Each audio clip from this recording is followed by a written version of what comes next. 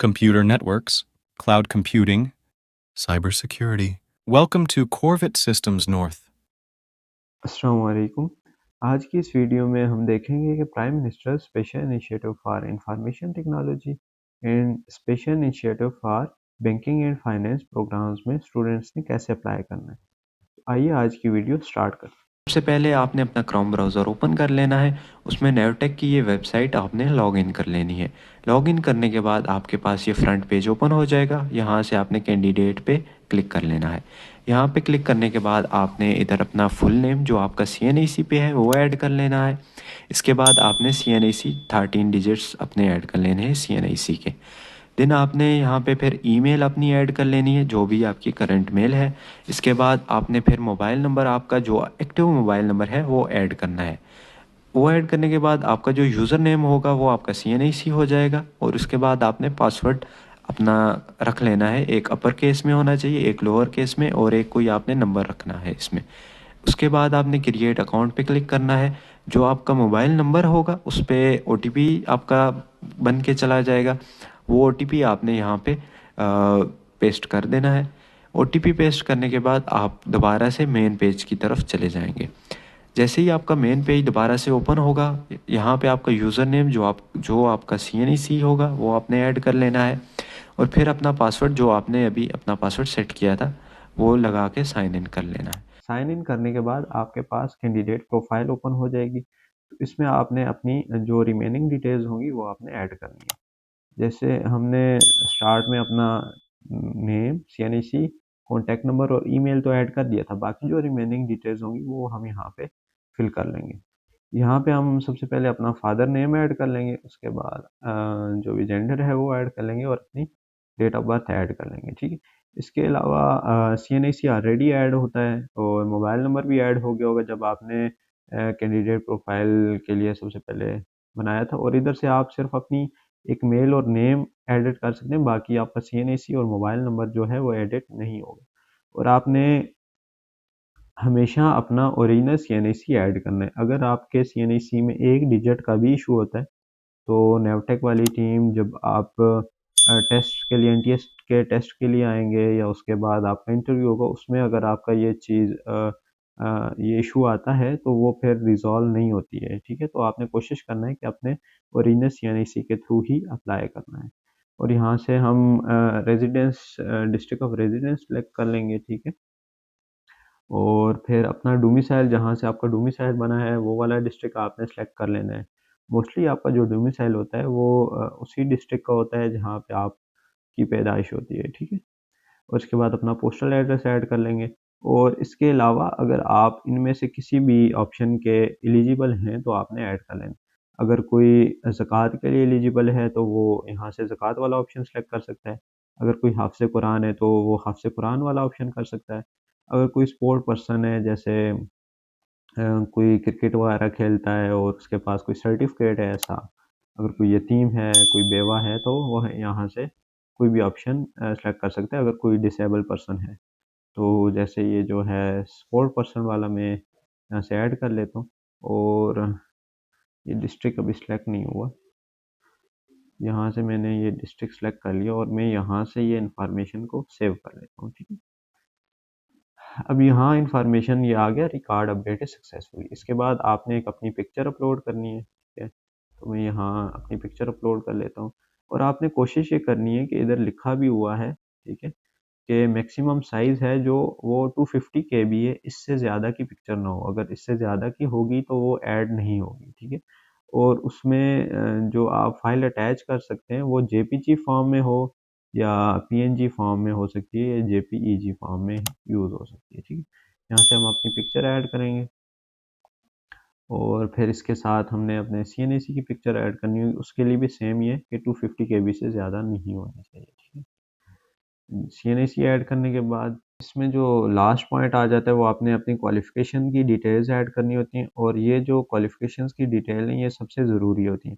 अगर ये ऐड नहीं करेंगे या अगर जो आपकी क्वालिफ़िकेशन है, जिस कोर्स में आप अप्लाई करना चाहते हैं उस फील्ड के रिलेटेड नहीं है तो आपका वो कोर्स सेलेक्ट नहीं हो सकेगा। तो क्वालिफ़िकेशन ऐड कर लेते हैं। वैसे तो आप अपनी जो बेसिक लेवल क्वालिफ़िकेशन होती है मैट्रिक, FSC वो भी ऐड कर सकते हैं।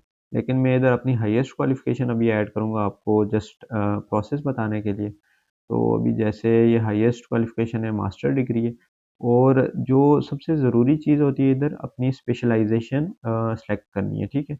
अब जैसे हमारे पास आईटी के रिलेटेड कोर्सेज़ होते हैं तो आपने कंप्यूटर साइंस के रिलेटेड आपकी डिग्री होनी चाहिए या आईटी के रिलेटेड हो, ठीक है? तो तब आप एलिजिबल होते हैं। इसी तरह कुछ कोर्सेज़ ऐसे होते हैं जिनमें आर्ट्स की रिक्वायर्ड होती है डिग्री, तो उसमें आपके पास फिर आर्ट्स की डिग्री होना ज़रूरी है।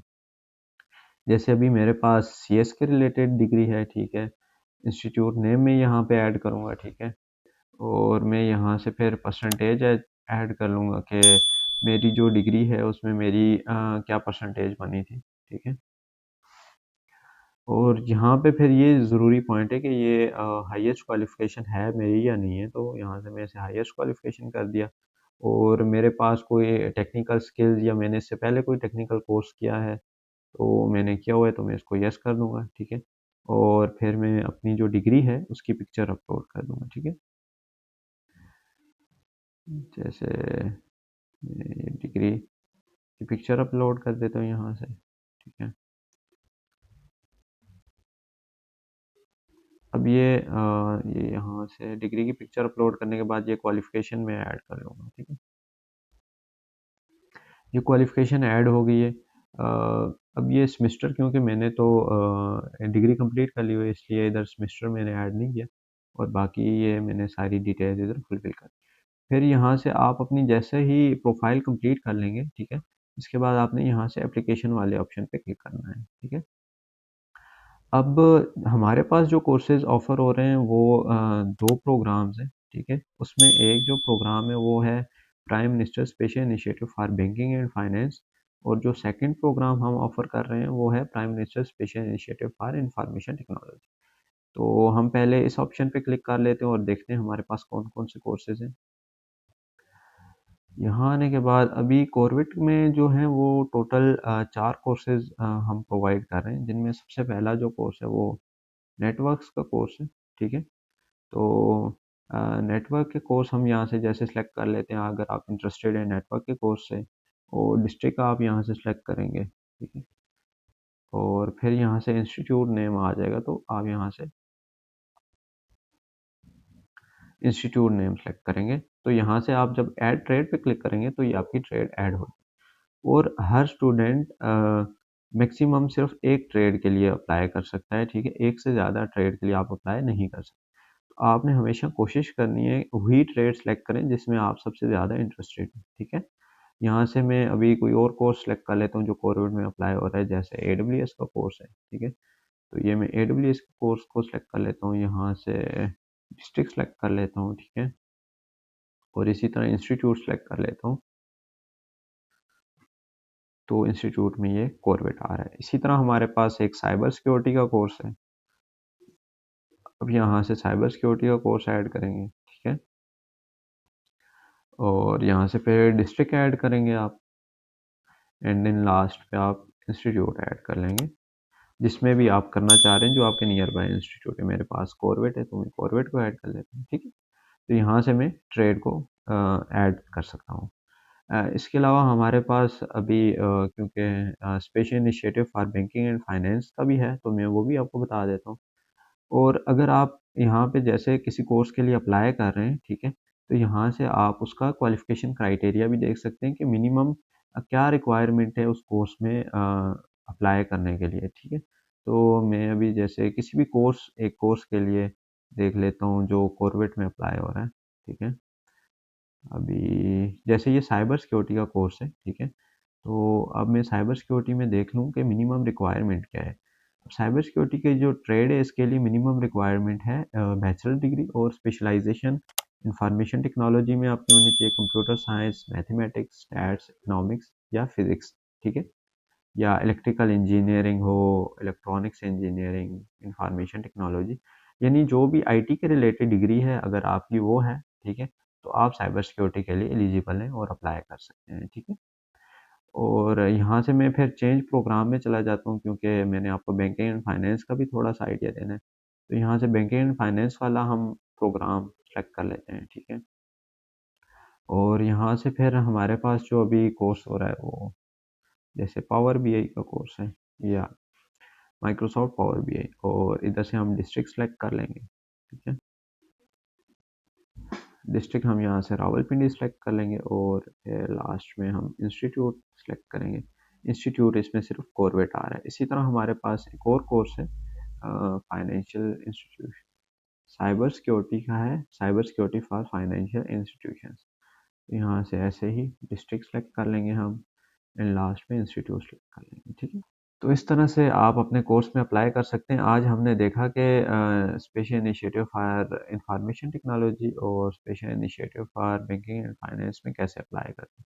तो जो भी स्टूडेंट इंटरेस्टेड हैं वो अपने फील्ड के रिलेटेड कोर्स देखें और अप्लाई करें। और जो इसकी रजिस्ट्रेशन डेट है, लास्ट रजिस्ट्रेशन डेट 25 जनवरी तक है। तो कोशिश करें जो स्टूडेंट इंटरेस्टेड हैं वो टाइमली अप्लाई करें। और इन एनी केस कोई भी इशू आपको कंसर्न इशू होता है तो आप वो हमें कमेंट करके पूछ सकते हैं, ठीक है। तो आज की वीडियो को यहीं एंड करते हैं। अगर आपको ये वीडियो पसंद आती है तो लाइक करें और इसको शेयर करें। बहुत शुक्रिया।